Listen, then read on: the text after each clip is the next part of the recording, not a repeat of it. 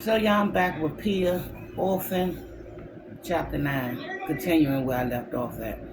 Pia closed her eyes but didn't think she could sleep. Part of her wanted to lose consciousness, to tumble into complete unawareness, to escape the mind-numbing horror of what she'd done. The other part begged God for the strength to get her up and run home, to save her brothers before it was too late. Then she had another thought. What if the nurse had told her what she wanted to hear so she could stop begging for help? What if she said she had sent someone to check on the twins just so she could rest? More than anything, Pia wanted to make her promise. She'd go to the apartment, but she couldn't find the will to ask. If they moved you into recovery, and I'm not there when you wake up, the nurse said in a soft voice. My name's Carla Miller. Then she put a hand on Pia's forearm and gave her a little squeeze. This time, Pia's chest constricted at the woman's touch, but it was hard to tell if the pain was coming from the nurse or her own struggling lungs. Then Carla removed her hand and the sensation disappeared. If she was going to help Ollie and Max, she had to do it soon. Red and yellow leaves swirled against the backdrop of a baby blue sky outside the window, falling past the glass in what seemed like slow motion. Relief fell over Pia like a soft blanket, and she closed her eyes again. She was home in bed, tucked under the window in her family's snug room. It had been nothing but a bad dream, chasing Muddy through the crowded sidewalks at the Liberty Loan Parade, losing her to the flu, leaving the twins, then bits and pieces flicked in her mind like a slow-motion picture show.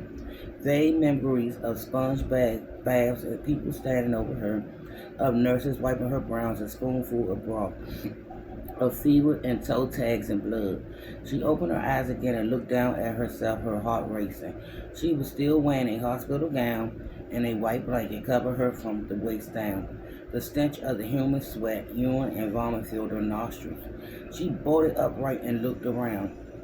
She was on a low cot in a dim stone wall room lined with bookshelves and framed photographs of priests, churches, and groups of smiling nuns.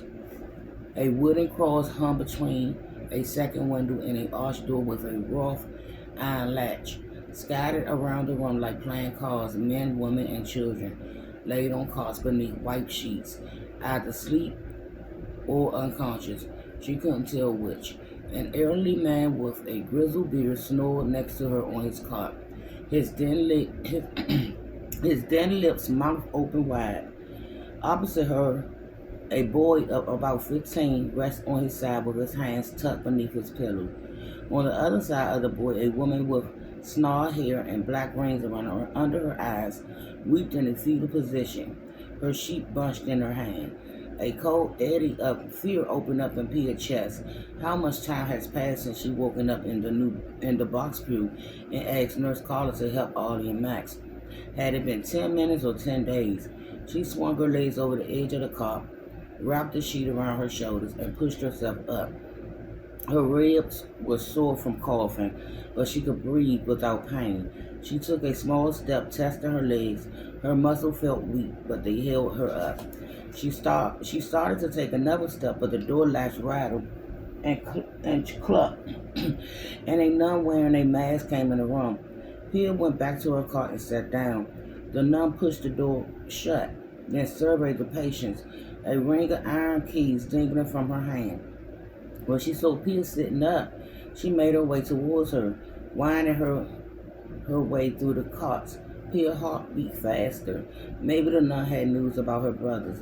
The woman with the snarl hair grabbed the nun habit as she passed. Help me, she cried, please.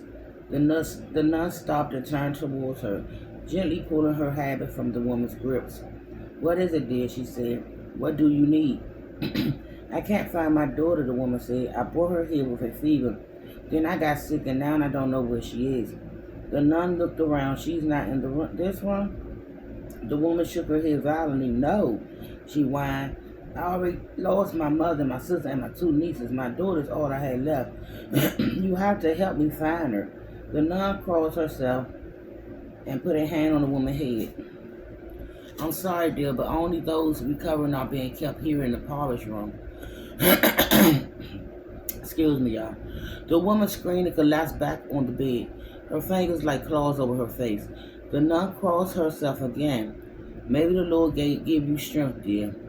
May the Lord give you strength, dear, she said, and bless and keep you. I'm sure there's a special jewel crown waiting for your family in heaven. I'll pray for you and your daughter too. Then she left the sobbing woman and approached Pia. I'm glad to see you awake, my child. How are you feeling? Her brown eyes looked weary above her mask. Pia swallowed and tried to find her voice. Much better, I'm sure. I'm strong enough to go home now. That's good to hear, the nurse said, because we already decided you were probably well enough to leave. Truth be told, we need to make room for more patients.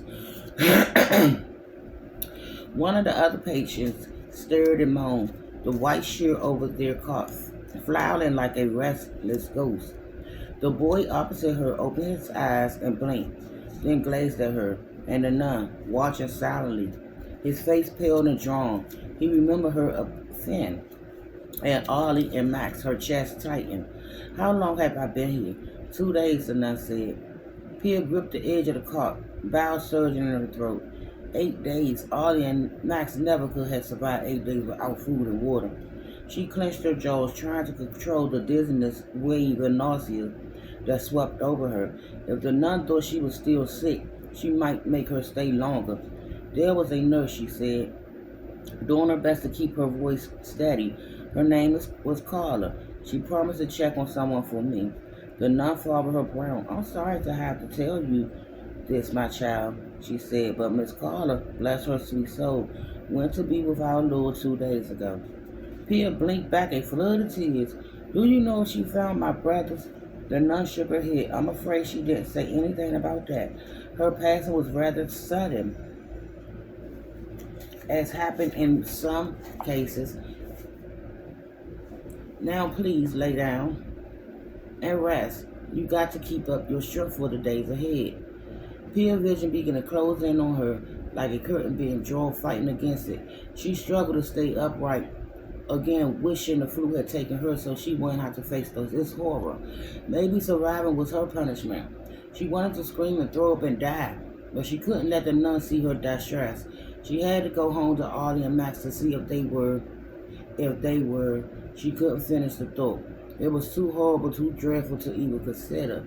She had to get back to them. She had to hold them in her arms. She had to kiss their small faces. If her worst fear were true, she had to make sure their bodies and muddies were taken care of properly. She owed them that much, at least. After that, she didn't care what happened to her. Mother Joe had sent someone to collect you, the nuns continued. I must say it's not as easy feat to find someone willing to travel about the city these days. And because a number of our nuns had gone to the West Philadelphia home for backwards children to care for the youngsters there after the staff fled, we don't have anyone to spare. But as usual, with God's help, Mother Joe seems to manage the impossible. Pia wiped her brows with a trembling hand. I don't need anyone to pick me up, she said. I know my way home. The nun frowned, her mask crinkling below pity-filled eyes. I'm sorry, my child, she said, but you're not going home. We're sending you to St. Vincent Orphan Asylum. The city orphanage has been flooded since the outbreak, so you should thank the good Lord they are willing to take you. The blood drained from Pia's face. No, she said, I'm not going there. I'm going home. I have to go home. I'm afraid that's impossible, the nurse said. Before she passed, Nurse Carla made a note about your mother succumbing to the flu and your father being overseas. You have our deepest sympathy, dear, but you can't go home. And I'm going to finish this, continue finishing this. And y'all have a good day.